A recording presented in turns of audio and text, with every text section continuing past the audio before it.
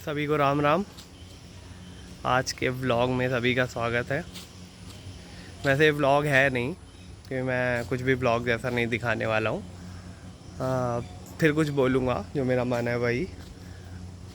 तो आज संडे था। संडे काम करने लगो तब संडे का असली मतलब समझ में आता है। वैसे घर में तो नहीं समझ में आता था। संडे मंडे ट्यूसडे वेडनेसडे सब बराबर ही था। लेकिन जब काम करने लगो तो लगता है कि बस संडे मिल जाए। दिन भर इंतज़ार होता है कि संडे मिल जाए। दिन भर नहीं, सॉरी, हर वीक इंतज़ार होता है कि कैसे संडे आए और कैसे उसको बर्बाद करें। तो संडे था तो बर्बाद तो कर ही लिया है। तो आज मैं ऐसे ही नेट चला रहा था।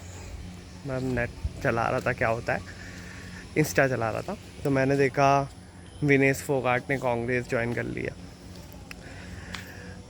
थोड़ा सा हर्टफुल इसलिए था कि विनेश फोगाट, एक तो पता है, वेस्टेड टैलेंट है बहुत बड़ी से।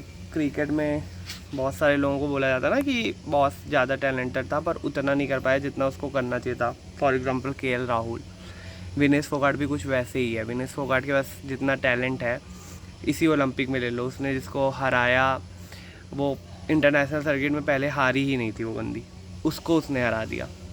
तो उसी से पता चलता है कि उसका कैलिबर, अमाउंट ऑफ टैलेंट उसके अंदर कितना है। लेकिन फिर भी इतने सारे ओलंपिक होने के बाद कुछ बार लक के कारण और कुछ बार शायद थोड़ी कम मेहनत या जो भी हुआ उसके कारण वो नहीं जीत पाई कोई मेडल। उसके बाद उनकी लाइफ में अगला चैप्टर आया पहलवान आंदोलन का। सही गलत तो चलो दो पहलू हैं एक सिक्के के।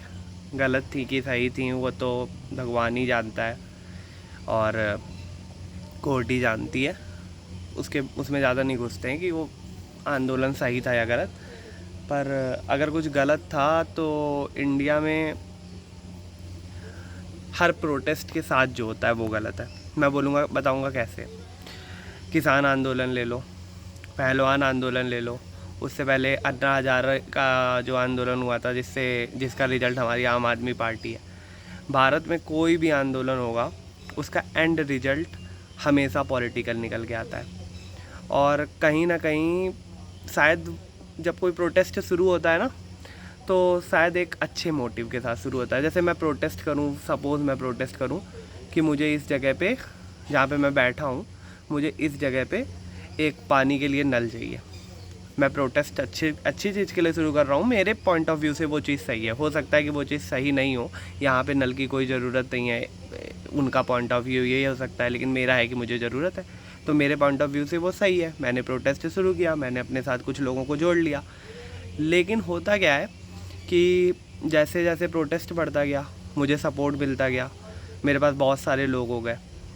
अब मैं प्रोटेस्ट मैंने शुरू किया था पानी के नल के लिए, पर वो पानी का नल कहीं पीछे छूट जाता है। फिर आ जाती है आपकी पर्सनल महत्वाकांक्षा कि आपको क्या फ़ायदा हो रहा है उससे। और इंडिया में हर आंदोलन के साथ यही होता है।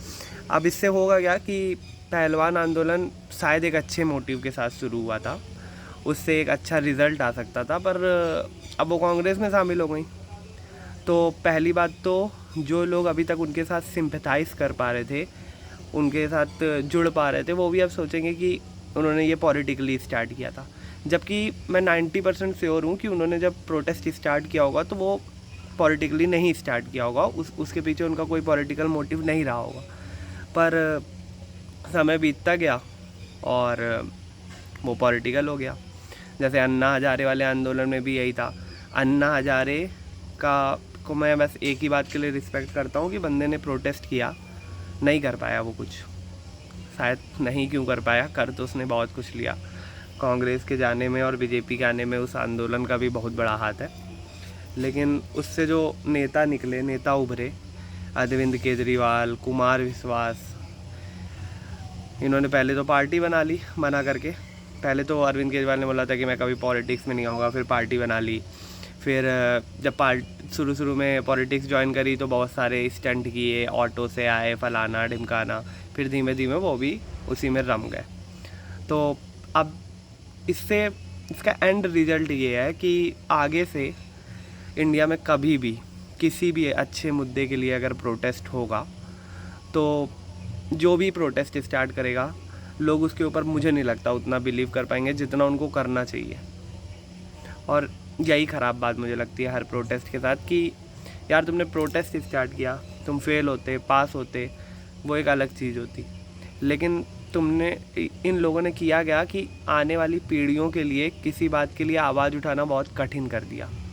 अब गवर्नमेंट ऐसी है, मैं पॉलिटिक्स पे नहीं जा रहा कि किसकी गवर्नमेंट है, किसी की भी गवर्नमेंट हो, वो अपना चलाएगी और 100% लोग इतनी बड़ी आबादी में किसी से भी संतुष्ट नहीं होंगे।